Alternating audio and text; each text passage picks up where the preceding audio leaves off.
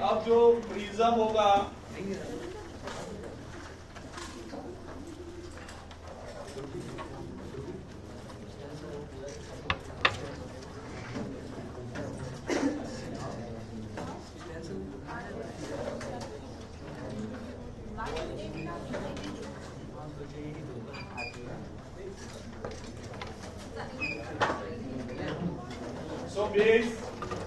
Base as alphabet अगर note कर रहे हैं ए बी सी डी, आप ऊपर की ओर से नोटिफिकेशन लिखिए 1 2 3 4। तो जैसे टॉप व्यू होगा तो हर एक कॉर्नर के स्पेस में आपको नंबर देने हैं। तो जो टॉप व्यू है वो 1 2 3 4 दिखाई देगा, एंड जो नीचे के कॉर्नर्स के स्पेस में अल्फाबेट दिया है A B C D.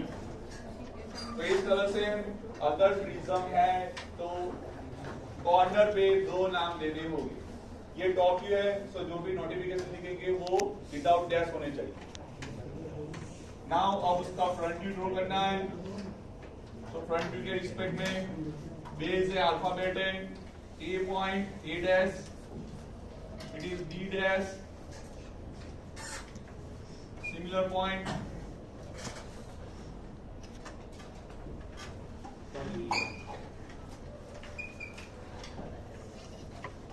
then C dash and D dash। तो ये बेस के रिस्पेक्ट में front view X Y line के ऊपर आएगा। अब जो हाइट दी गई है वो यहाँ पे मेंशन करनी है। तो हाइट इज 45। तो 45 के रिस्पेक्ट में आपको 1 dash 2 dash 3 dash 4 dash, this side is a 45। तो इस तरह से ये फर्स्ट स्टेप, सेकंड स्टेप।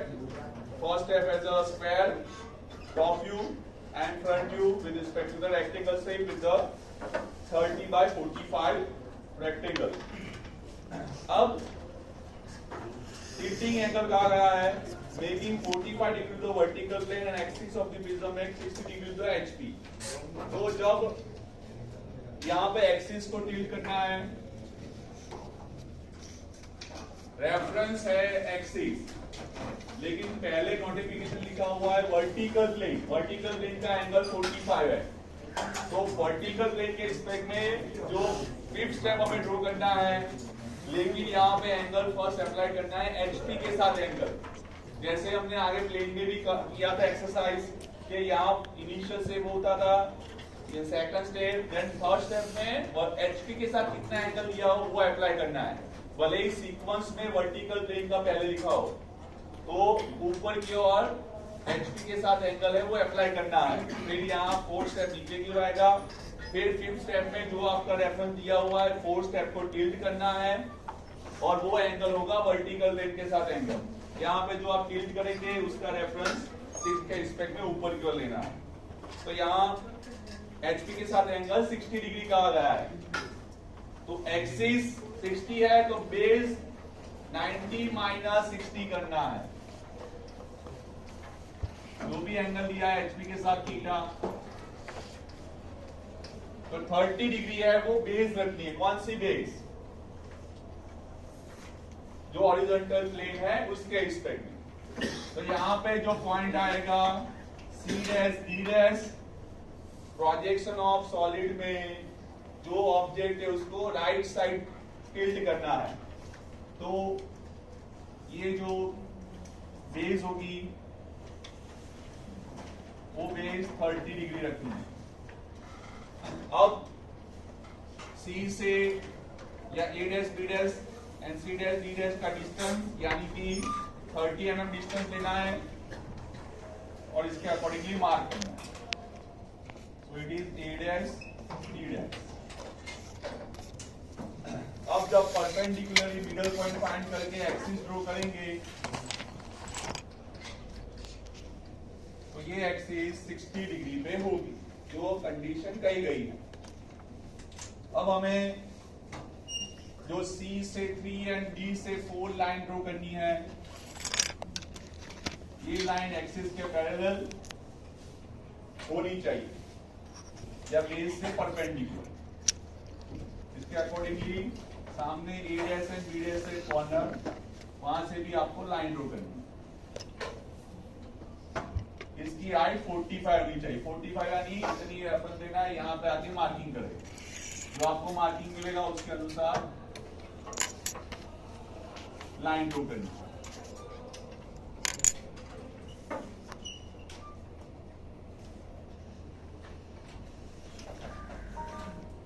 तो ये 45 डिग्री पे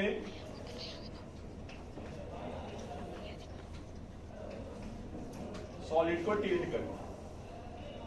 अब फ्री हैंड से ऑब्जर्वर कंसीडर होगा, तो ऑब्जर्वर के सामने जो जो प्लेन या सरफेस आती है वो पूरी या सॉलिड लाइन से ड्रॉ करनी रहती है। वन बाय वन हम प्रोजेक्शन लेंगे। जैसे ए एंड बी है, वहां से मैं ले रहा हूं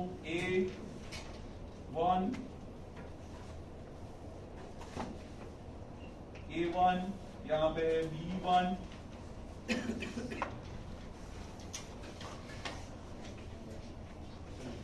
यहाँ पे मिलेगा C1, D1। तो ये हमने बेस के रिस्पेक्ट में लिया। अभी प्रोजेक्शन ही ले रहे हैं, फाइनल जो व्यू है वो बाद में मैं सॉलिड लाइन से ड्रॉ करूंगा। उसी तरह से इसके रिस्पेक्ट में प्रोजेक्शन लेने हैं। यहां से पॉइंट मिलेगा 3, 1, 4 ओवर।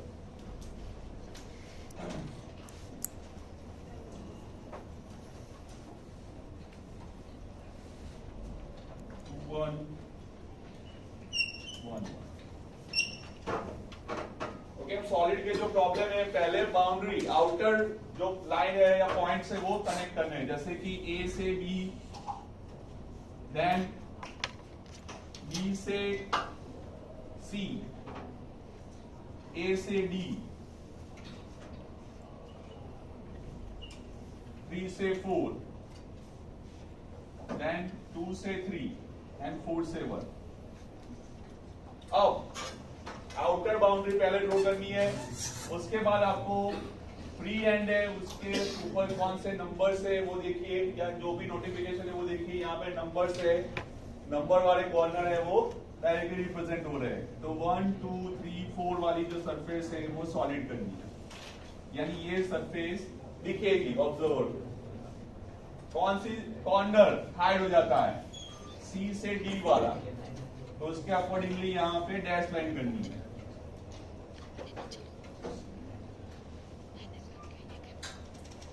अब जो A से 1 longer edge of the prism, B से 2 longer edge of the prism, तो यहां ऑलरेडी कनेक्ट हो रही है।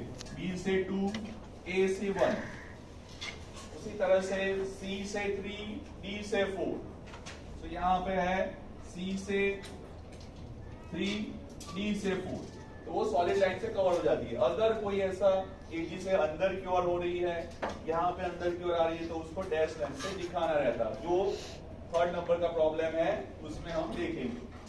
तो ये 4th स्टेप होगा।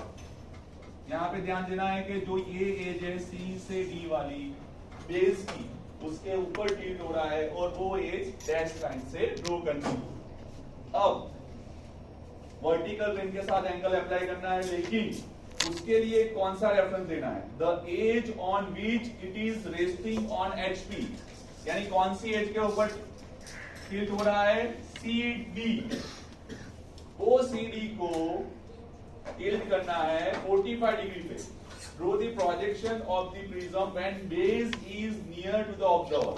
और उसके साथ ऐसा कहा गया है कि जो बेस है ABCD वो यहाँ पे ऑब्जर्वर के नजदीक होना चाहिए। So I need to reference CD। 45 degree पे लाइन ड्रॉ करनी है। यहाँ पे कुछ बीटा एंगल फाइंड करने की जरूरत नहीं है, क्योंकि जो रेफरेंस दिया है उसकी लेंथ चेंज नहीं हो रही है। ये डिस्टेंस है वही अप्लाई करना। तो अब यहाँ पे जो डिस्टेंस है वो 30 है। 30 का रेफरेंस यहाँ पे लेना है, और जो CD है उसको डैश लाइन से दिखाना है, क्योंकि 4th स्टेप में भी डैश लाइन है। अब हमें बाकी सभी पॉइंट को मार्क करना है। तो मार्किंग हम रेफरेंस से करेंगे। यहाँ पे जो सी डी के परपेंडिकुलर ये दोनों लाइन है और उसके ऊपर ही सभी पॉइंट्स है। तो उसके अकॉर्डिंगली जो ये 45 डिग्री पे लाइन है उसके परपेंडिकुलर आपको लाइन बनानी है। सिमिलरली यहाँ पे परपेंडिकुलरली लाइन बनानी है।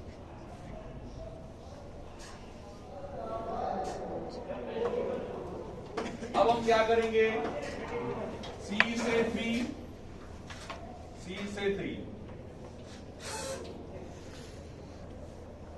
हमारा ये लेक्चर हो जाए ना LN 30 और 30 में जो बोलते सर पण आईने आधी लेक्चर आहे ते लोक म्हणते हैं फैकल्टी आवश्यक नहीं करती जो ये ऊपर बता पाती है। C से 3 डिस्टेंस लीजिए, यहाँ से C से 3 डिस्टेंस मार्क करें, C से B, C से B। देन उसी तरह से D से A, D से 4, A2, 4। अब अगर ये नजदीक डिस्टेंस के इसमें कम हो रहा है तो आप D से 2 भी डिस्टेंस ले सकते हैं। तो ये डिस्टेंस लेके आप मार्क करें।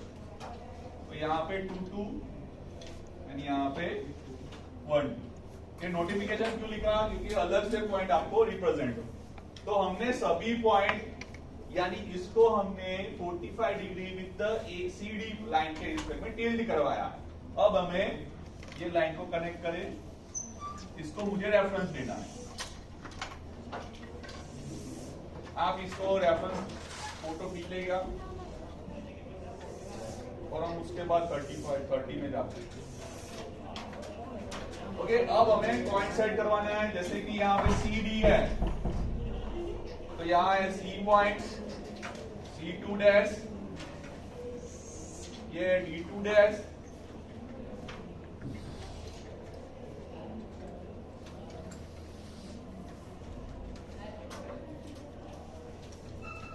A2 dash, B2 dash, 4 dash, B2 dash,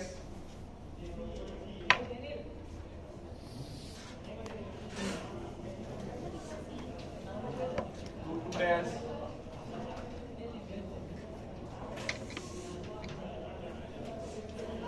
and 1 2 dash. अब यहाँ पे ध्यान रखिए कि ये बेस है वो फ्री एंड पे है, यानी XY से जो दूसरी ओर या फ्री नीचे की ओर है तो फ्री एंड कहा जाता है। XY से ऊपर की ओर जो पोर्शन है वो फ्री एंड पे ऐसा कहा जाएगा। तो यहाँ पे फ्री एंड पे बेस है, जैसे यहाँ पे कंडीशन भी दी गई है। तो ABCD है वो पूरा दिखेगा। अब एक्स्ट्रा लाइन यहाँ से इरेज करेंगे, ABCD है वो पूरा दिखेगा। तो यहाँ पे A B C and D point है, ये एजिस आपको डार्क करनी है। ओके, अब ऊपर के रिस्पेक्ट बाहरी पॉइंट हम कनेक्ट करेंगे। जैसे कि 2 से B एज है लॉन्गर एज, देन D से 4 है लॉन्गर एज, देन 2 से 3